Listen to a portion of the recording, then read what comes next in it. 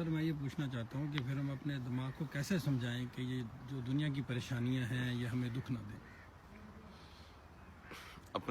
اپنے دماغ کو سچ بات بتائیں، اور سچ بات یہ ہے کہ ہم سب نے مر جانا ہے، یہ سب سے سچ بات ہے۔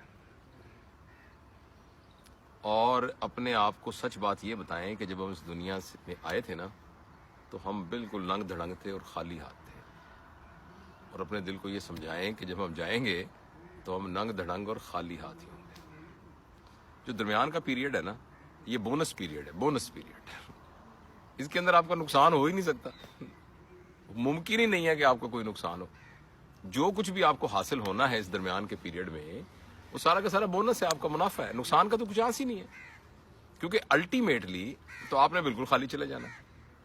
اور جتنی ہماری ایفرٹ ہے اس دنیا کے اندر خوشی حاصل کرنے کی، اس کو اگر آپ غور سے دیکھیں تو اس کے نتیجے میں جو چیزیں پروڈیوس ہوتی ہیں یا جو حیثیت پروڈیوس ہوتی ہے، وہ ساری کی ساری حیثیت یہ درمیان کے سفر کے لیے ہی ہے، بس آگے کے لیے تو کچھ نہیں ہے۔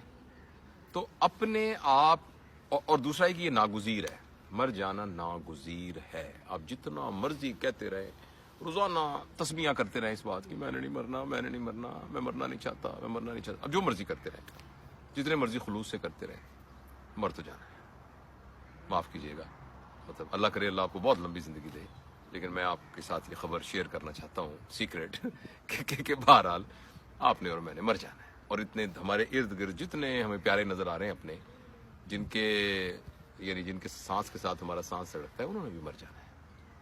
تو اس کا، اور یہ جو احساس ہے کہ یہ ہم امورٹل نہیں ہیں، مورٹل ہیں، مرنے والے ہیں، یہ احساس ہی زندگی کو اتنا بھرپور بنا دے گا، اتنا بھرپور بنا دے گا، اور آپ کے انٹر پرسنل ریلیشن شپ کو اتنا اسٹرانگ۔ میں آپ کو مثال دیتا ہوں، فرض کریں مجھے پتہ لگ جائے کہ اس مہینے کی 31 تاریخ کو میرا آخری دن ہے، میں مر جانا ہے۔ میں نے، آپ کے خیال میں آج سے لے کر 31 تاریخ تک میں اپنا وقت کیسے گزاروں گا؟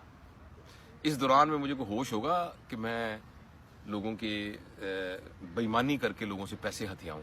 مجھے اس بات کا ہوش ہوگا کہ میں کسی کے منہ پہ تھپڑ ماروں؟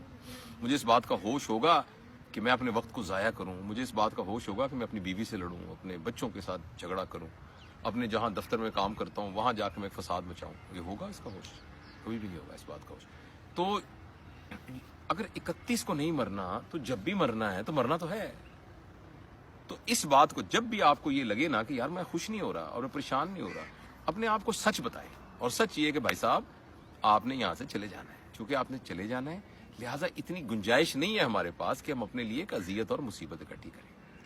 اس میں کوئی تھوڑا سا دینا دونا بھی پڑ جائے، کوئی اپنے حق کو چھوڑنا بھی پڑ جائے، کسی کو معافی کرنا پڑ جائے، کسی کی زیادتی کو درگزر بھی کرنا پڑ جائے، تو کوئی بات نہیں۔ ہم نے کون سے یہاں ہمیشہ رہنا ہے؟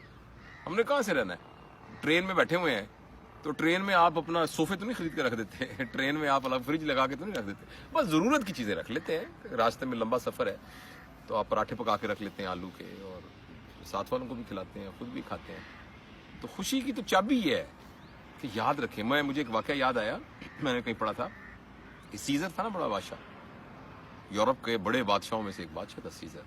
تو سیزر نے اپنے پیچھے 2 غلام کھڑے رکھے ہوتے تھے، نوکر، اس کے کان میں ایک فقرہ کہتے رہتے تھے، اور جب وہ بھول جاتے تھے تو سیزر مڑ کے دیکھتا تھا اور ان کو یاد آ جاتا تھا۔ وہ کہتے سیزر یو آر مارٹل، اس کے کان میں کہتے رہتے تھے۔ تو ہم بھی کوئی 2 بندے رکھ لیں پیچھے، مے ناٹ بھی فزیکلی نہ رکھیں، ایک ایسے یعنی میٹافوریکلی، اور ایک اپنے خیال میں رکھ لیں۔ امیجنیشن کی تو بڑی طاقت ہے انسان کے پاس۔ 2 بندے یہاں بٹھا دیں، ویسے تو بیٹھے ہوئے ہیں 2 فرشتے، وہ آپ کے کان میں ہلکا ہلکا کہتے رہے بھائی جان یو آر مارٹل، بھائی جان آپ فانی ہیں۔ جس وقت آپ کو پتہ لگے گا میں فانی ہوں، اسی وقت زندگی اپنی بھرپور طاقت کے ساتھ نا آپ کے سامنے آ جائے گی۔